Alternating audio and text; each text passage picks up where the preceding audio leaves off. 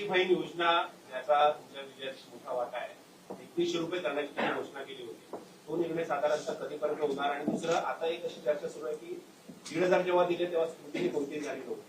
आता 2100 भेटताना स्क्रुटिनी होणार अशी चर्चा आहे. पहिल्यांदा तर ही योजना आम्ही सुरूच करणार आहोत, सुरूच ठेवणार आहोत आणि 2100 देखील आम्ही देणार आहोत. आता आर्थिक सोर्सेस जे आहेत ते सोर्सेस योग्य प्रकारे चॅनलाइज झाल्यानंतरच आपल्याला ते करता येतं. त्याच्यामुळे ते करण्याचा निर्णय पक्का आहे. जी आश्वासनं दिली ती आश्वासनं पूर्ण करू. त्याकरता जे असेल निकषातला जो असेल त्याला कोणालाही त्यातनं कमी करायचं नाहीये. पण काही तक्रारी आल्या आहेत की निकषाच्या बाहेर मिळालेला आहे.